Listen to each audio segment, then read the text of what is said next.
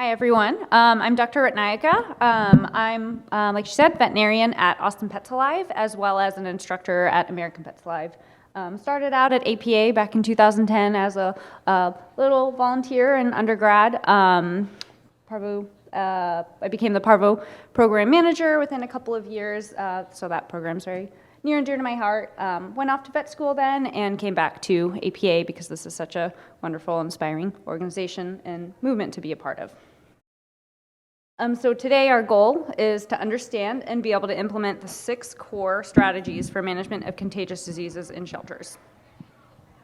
So our 6 core strategies, number 1, prevention begins at intake. 2, we're going to detect symptoms and signs of disease outbreak as soon as possible. 3, contain the disease by isolating sick cases promptly. 4, treat your sick cases. 5, know how to safely integrate them back into the population as best as we can. And finally, communicate necessary information to all parties involved.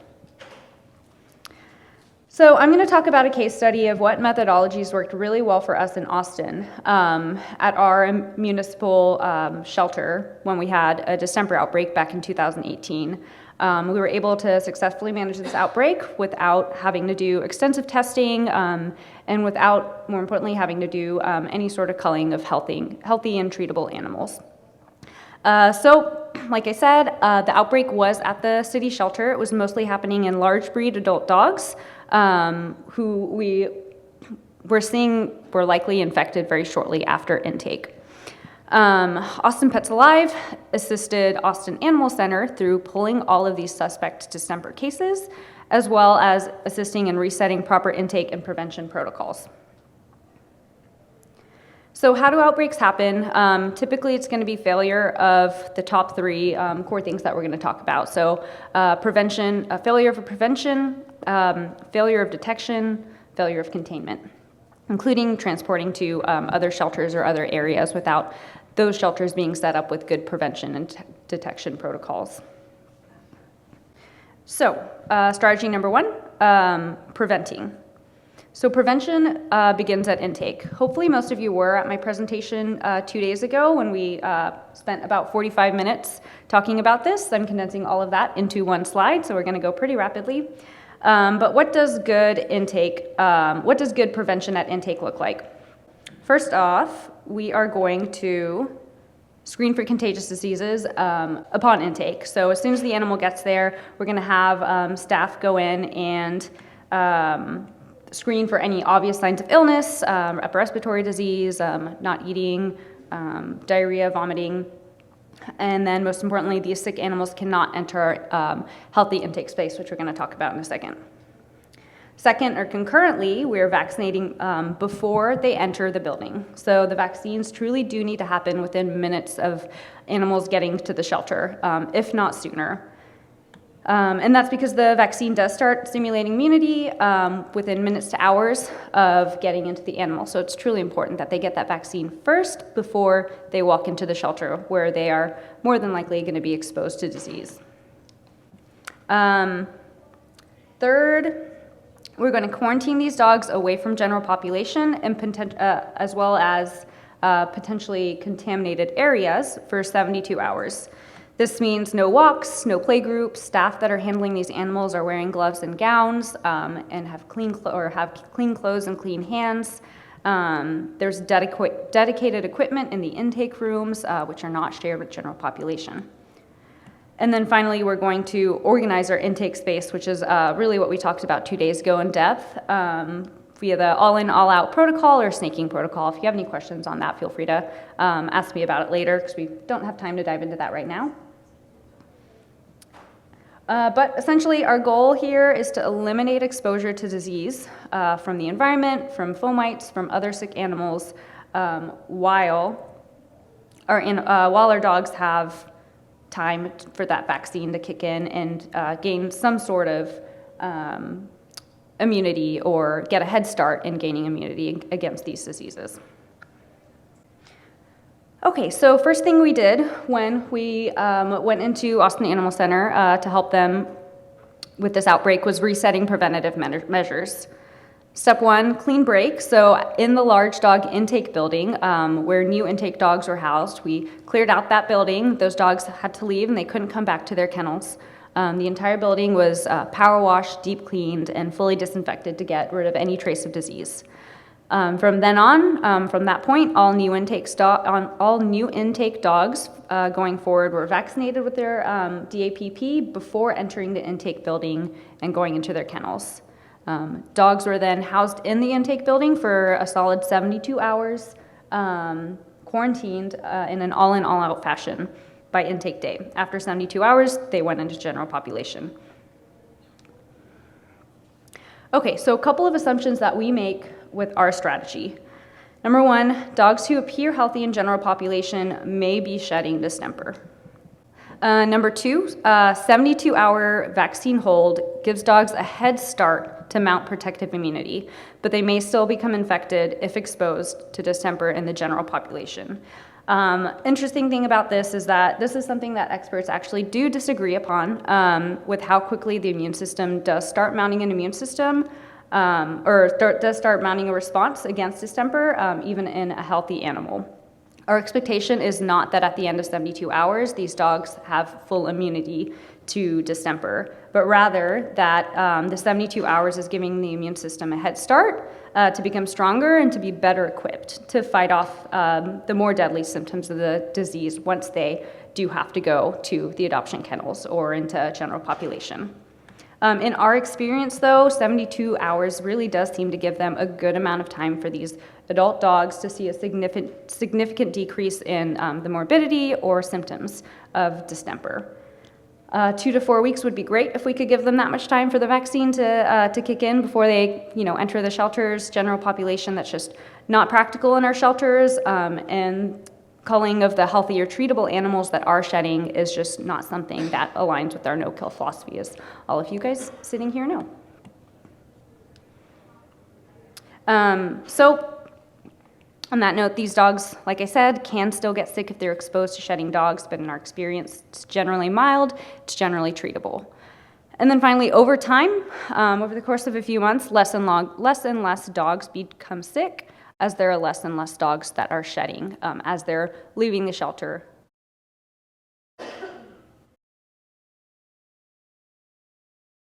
Okay, number 2 is detecting disease. So distemper can be a very difficult disease to detect early on because it kind of masquerades around like other illnesses. Looks like kennel cough, it looks like diarrhea that could be attributed to diet change or parasites or even parvo. But the hallmark of this disease is going to be a combination of symptoms from different organ systems as well as waxing and waning of symptoms. So fever, lethargy, copious nasal discharge, coughing, eyes, this ring of crust around the eyes is really a big red flag to us. That doesn't definitively differentiate, but when we see this, we really think distemper. Vomiting and diarrhea, which can be bloody. Poor appetite, those are some of the symptoms you're going to see, should see within the first week or two. Later on, 2-4 weeks out, pneumonia, dry eye, really poor skin quality. So these are going to be the guys that are high suspects to us, and we're putting them on quote-unquote distemper watch.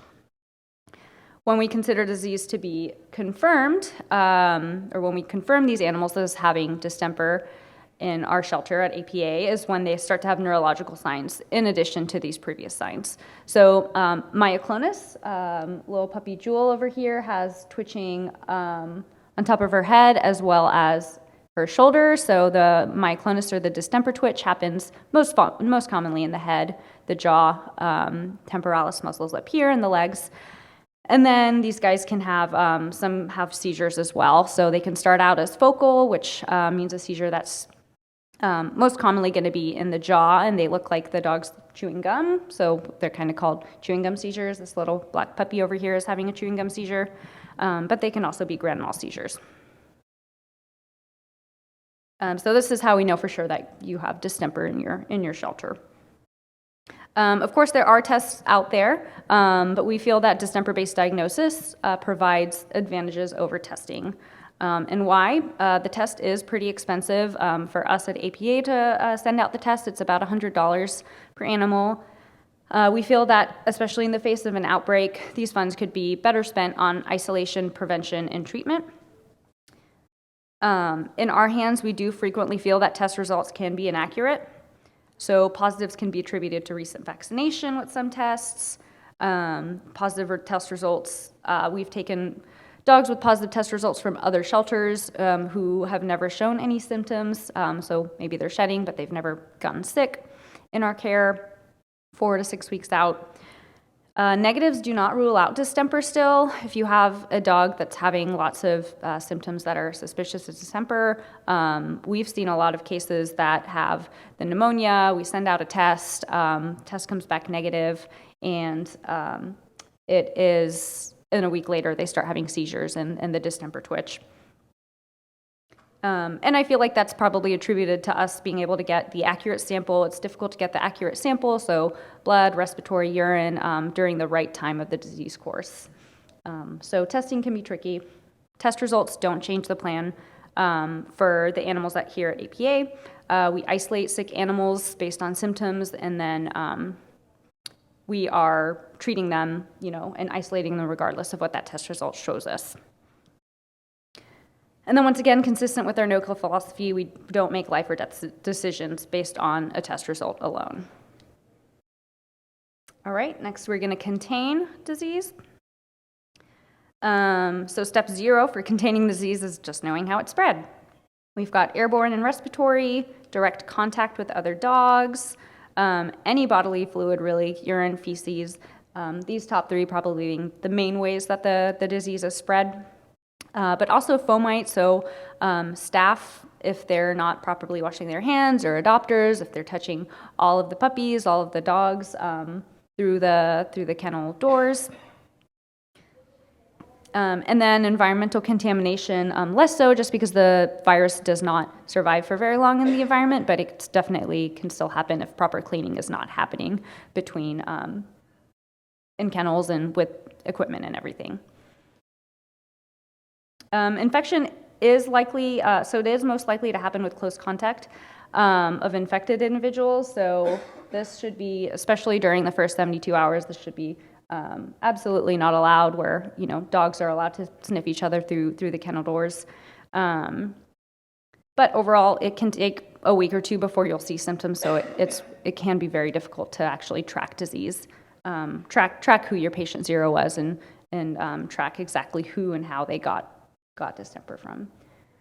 So step 1, we're going to move these guys to isolation once they're detected as distemper watch. Staff are going to use gloves and gowns. We're going to avoid other dogs by 20 feet because it can be airborne and spread through respiratory secretions. Ideally, if it's a small dog, they're carrying them. They could be covering them in a towel so that they're not coughing or sneezing and reduce infection in the air.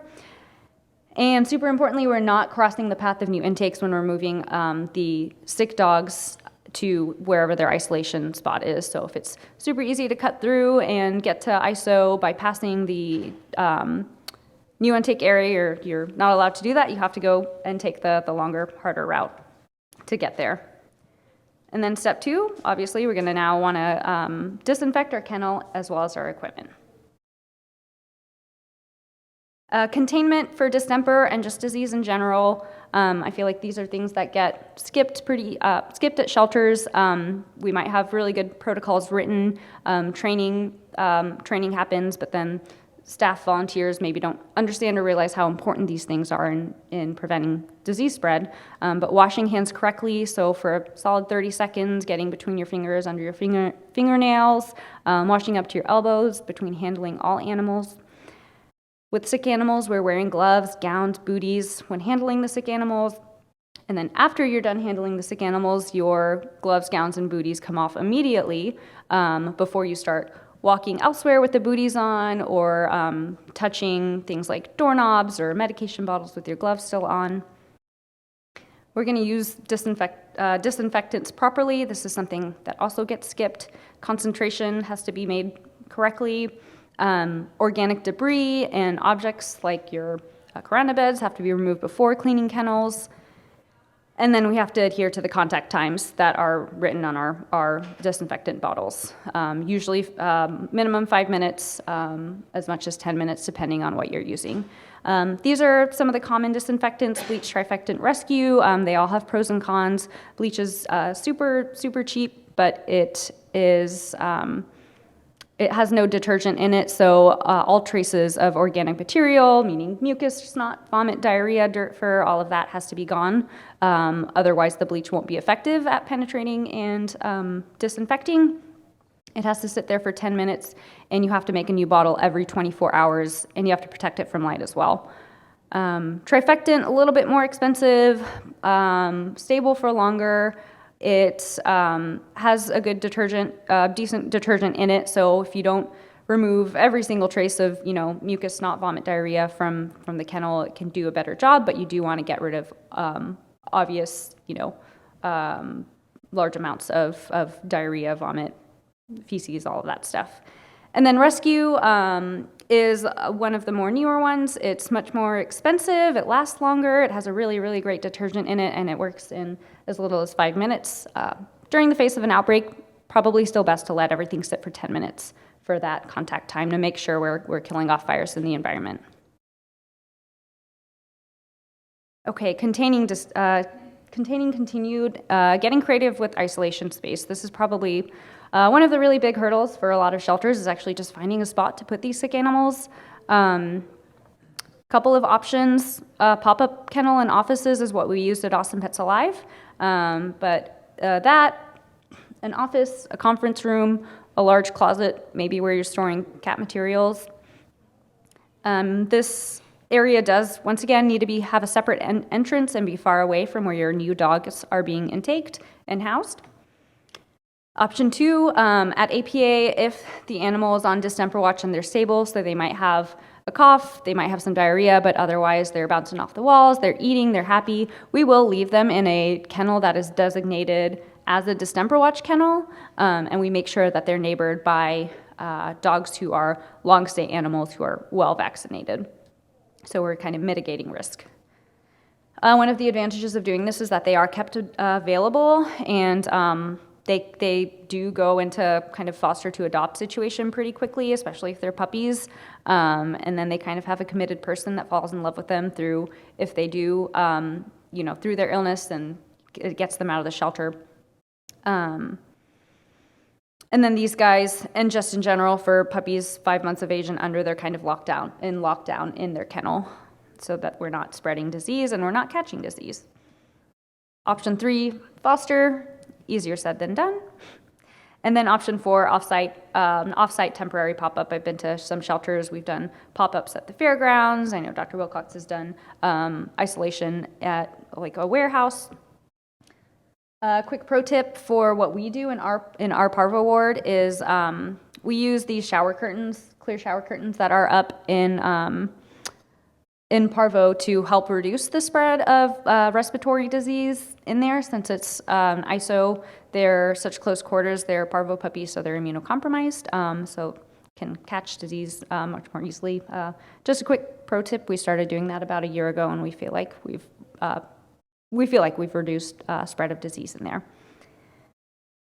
Tips for getting fosters: educate, but don't scare them away. Caretaking can be really taxing on fosters.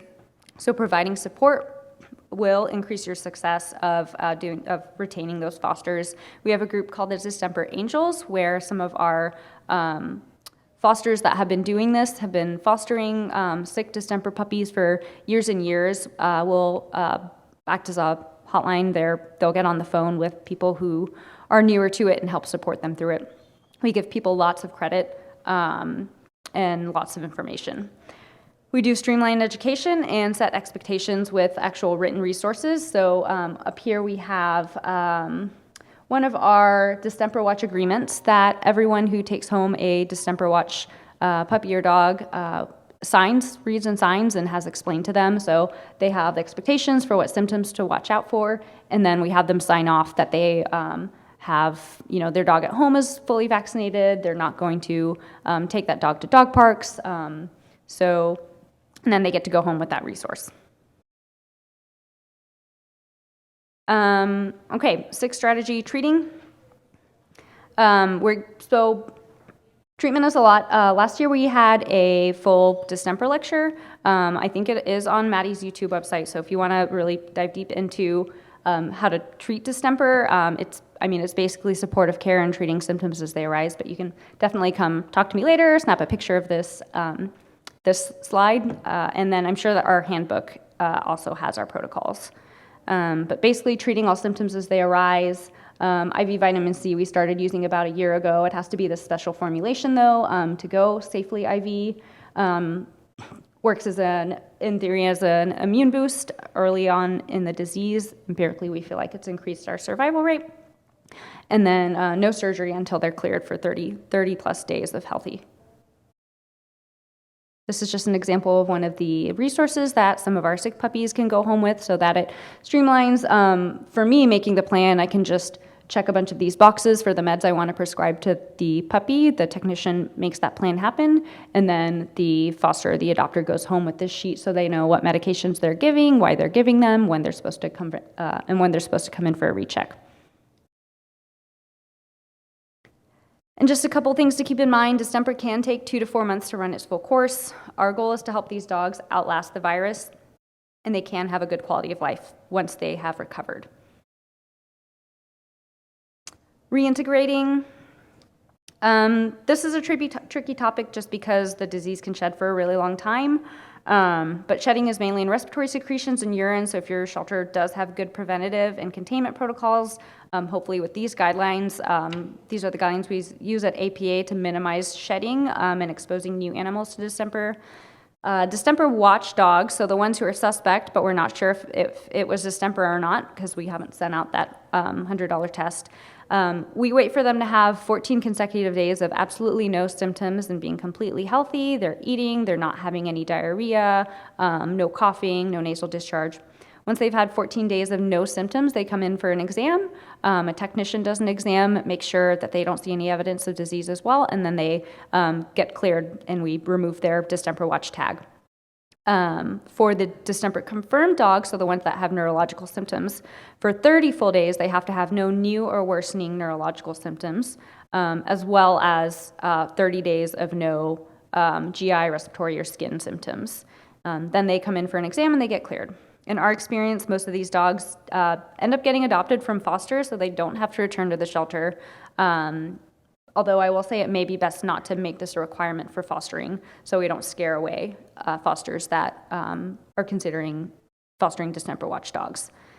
It is best if they're adopted straight from the foster home.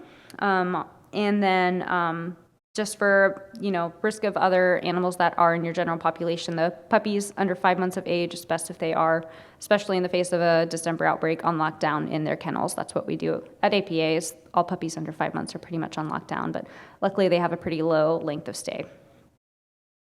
Okay, and then finally we're going to communicate. So educate the public, your staff, volunteers, and adopters. For the public, keep your animals up to date. Staff and volunteers, I'm a firm believer in teaching them why we're following all these protocols and why we're doing it, so that they understand why, so that they will. Adopters and fosters disclose potentially sick cases, recommend at-home pets are fully vaccinated before taking home a distemper watchdog. For rescues, if you are transferring out to another shelter that houses a lot of animals, we do recommend testing with the distemper PCR test to ensure they're not spreading. Ensure you're not spreading your outbreak to another shelter. And then asking for help. Biggest thing is going to be asking owner surrenders to hold on to their dog while vaccine has anywhere from 13 to 14 days to start kicking in. Check your laws, though, for what you're allowed to do.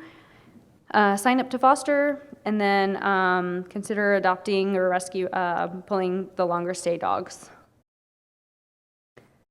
Okay, so over the course of 3 to 4 months, we saw less and less distemper cases. New cases that we saw were generally ones from before the clean break, where we updated their preventative measures, and then today we just rarely get any more distemper cases from Austin Animal Center. So that's it.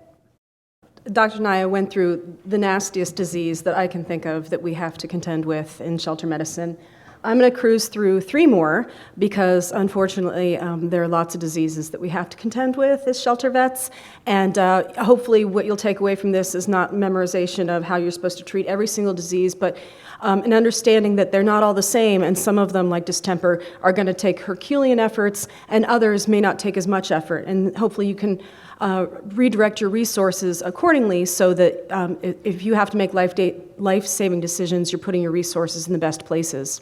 So I'm a latecomer to shelter medicine. I was supposed to be a scientist, and that all went awry after I got my PhD and moved to Tucson and was supposed to be a postdoctoral fellow and started volunteering at a local shelter. And then I ditched it. And so after that, I became a research scientist, developing assays for infectious diseases like distemper and agritourism agents at the university diagnostic lab. From there, I went to vet school, finished in Wisconsin in 2008, came back to Tucson, and went back to that shelter where I started, and I was the staff vet, then the chief vet for a couple of years. And then finally, I moved over to Pima Animal Care Center and watched a very, very swift evolution of how we can save animals, and it's been a good one. So I'm going to talk, I went wrong way. I'm going to talk about 3 different diseases, and I think everybody has heard of distemper. How many of you guys have heard of Strep Zo? Streptococcus equizopidemicus? Nobody? Just, okay. Well, yeah, table in the front, all right. So I'm going to talk about, it's a pretty nasty bug. It can, there are outbreaks throughout the U.S. a couple times a year, high levels of culling. Don't cull, and I'll tell you why. I'll talk briefly about parvovirus, which everybody knows, but when you see an outbreak, it's an ugly thing, so ways to think about how to manage parvovirus outbreaks. And then finally, I'll talk about calicivirus. Everybody knows calicivirus, right? Good. But when you have an outbreak, it's an ugly thing again, and like distemper, calici can be kind of a bugger with long-term shedding. And so we'll talk about strategies to get that out of your shelter if you have an outbreak. Unfortunately, in 2016, we were unlucky enough to have a concurrent distemper and strep zo outbreak at Pima Animal Care Center in Tucson. You have heard a lot about distemper. Strep zo is something that if you haven't heard of, it should always be on your radar, unless you live in the middle of New York City, perhaps. It is not it's a bacterium, not a virus. It's very common in horses, cows, some pigs. It's a pathogen in any other species, but it commonly lives in the nose and sinuses of horses and those guys without causing any kind of pathology. Once it jumps into another species, the incubation before it may or may not cause severe disease is really brief, only 2 to 5 days. When it does cause disease, it causes a fulminant hemorrhagic pneumonia. A dog will go, this dog is in good body condition, she was fine the day before. Within 12 hours, she developed a severe hemorrhagic pneumonia and bled out in front of us. It is profound and swift. The mortality for this is extremely high once the respiratory signs develop, but the good news is if you get antibiotics into these animals, even within a few hours, they can recover. So very, very quick acting, but quick recovery if you can detect it quickly enough. The recovery time is days, maybe weeks. I haven't seen that. We usually get animals through it really quickly and they test negative very quickly. The prophylaxis, there is none. There's no vaccine. You basically just have to know if an animal has a history of bumping into a horse and they've got some respiratory distress, strep zo you should always be considering that in the back of your head. Is it zoonotic? Yes. So most people catch and die of strep zo from horses, but there is one documented case of a potential dog to human transfer in Europe. It's not been validated. But fun fact, cats can catch it as well. So it jumps from ruminants where it lives happily and doesn't cause disease to any other species and can be a real problem. In Arizona, it was totally off my radar. It had never been reported in domestic pets, though there's lots and lots of reports, if you Google it now, of it throughout the US, Europe, Asia. And it hits as not as a pandemic, but as something that's locally acquired.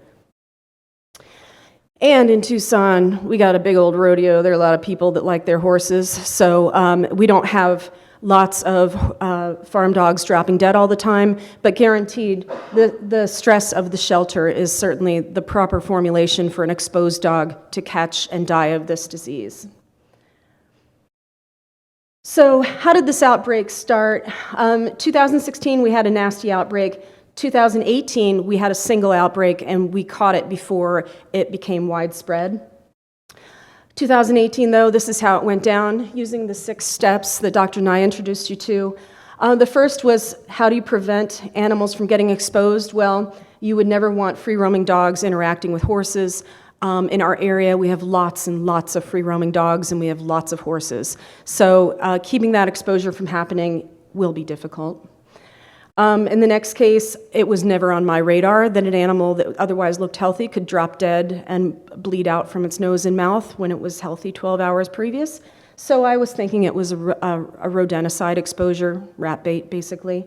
No more. Containment. If you were to look at our old facility, we have a new one for the past 2 years. It's probably, in retrospect, it would have been virtually impossible for us with our cleaning systems then and the staff that were doing our cleaning, the inmates in actuality, to have really been able to overcome what was a pretty widespread exposure. And I'll talk about how ugly that looked. But luckily, once we got a hold of the issue and realized what we were dealing with, when the tests came back, and they came back pretty quickly, we jumped, and everything that was exposed and everything that was already actively sick got mega antibiotics really quickly, and that made the difference. And this relatively nasty bug actually had very low mortality for this particular infection. There are lots of different ways we tried to make a clean break, and I'll talk about how clean breaks can fail if you're not taking care of your other basics, such as cleanliness and travel of human beings. This was, in my years, light years away. So far in the distant past, nothing what we do now looks like this, but that's because we learned so many hard lessons from this particular outbreak.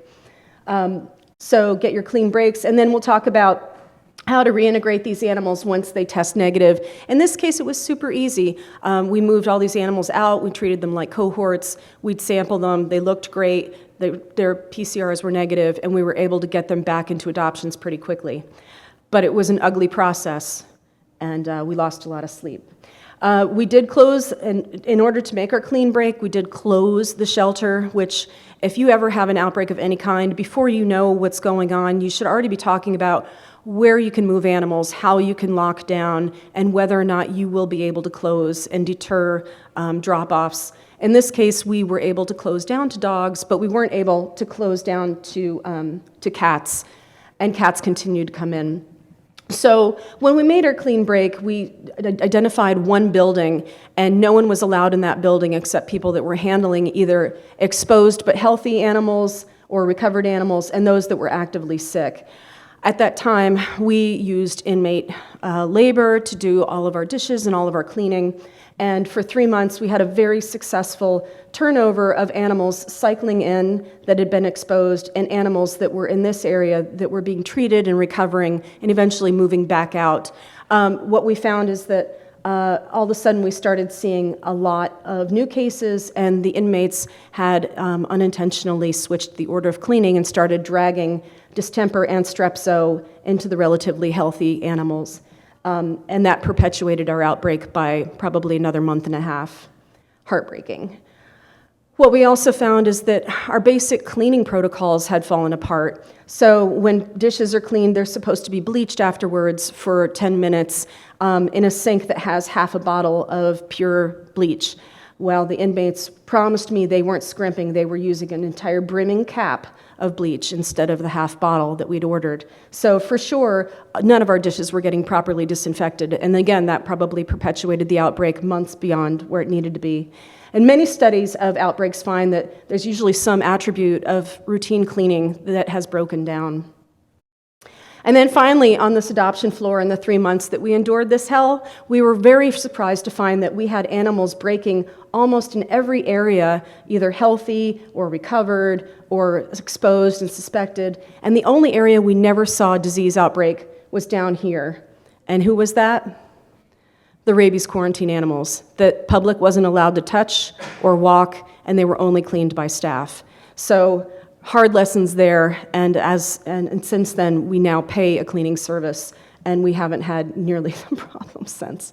And Strep zoo outbreak more recently, pack of 5 dogs came in, killed a mule in an adjacent tribal nation. The oldest dog dropped dead quickly of hemorrhagic pneumonia. We at least had more information about these animals. We knew what they'd done, and Strep zoo was on the top of our heads right away. Unfortunately, not quickly enough that not every animal, there was so much movement from the area where these animals were being housed that we ended up exposing just about every animal in our shelter, about 400 dogs. So we consolidated, made our clean break, sent those 4 survivor pack dogs into foster, and we treated every single dog on site for 14 days with doxycycline. And that may seem absolutely ridiculous, and it was a huge amount of effort for volunteers to run out with buckets of doxycycline, but what ended up is that we didn't lose a single dog and no other cases broke after we put in that effort. So parvovirus is an entirely different bug. I mean, everybody knows that it causes the really nasty diarrhea and vomiting. It's a relatively newcomer in veterinary medicine, just coming up in the 70s, transmitted by feces laden with virus getting into the nose and mouth, vomiting, diarrhea, relatively quick development of clinical signs. But the worst thing is puppies shed it in their feces before you see their clinical signs. They're dying by dehydration, sepsis, low glucose, sometimes heart damage. Treatment, as most of you guys know, is supportive care. There's no antiviral. So how do you have an outbreak of parvo if you're anyone that knows that that shelters are really prone to parvo? Well, we used to have a puppy room, and it was in our old facility. It was concrete walls. There was a common drain, so that drain, if you sprayed, would splash water into the drain of the adjacent puppy kennel, and there were chain link. And then puppies would do this overnight, and despite being cleaned once a day, it was a filthy, horrific space. So in the particular time we had this outbreak, there were 23 puppies, 10 litters.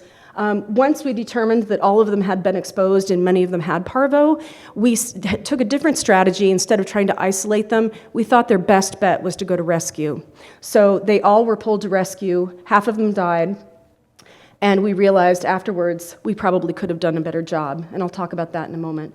So in this case, good luck trying to prevent parvo if you live in most parts of the US if you're sitting here, you're worried about parvo, right? So most of us know that you're supposed to start vaccinating puppies at 4 weeks, and if they're in a shelter setting, continue every 2 weeks. They're not going to be able to be fully immunized until they're 4 months, maybe 5 months, when all those maternal antibodies are out of the way. So a kennel full of 8-week-old puppies is very susceptible to parvo, even if they've got a vaccine on board.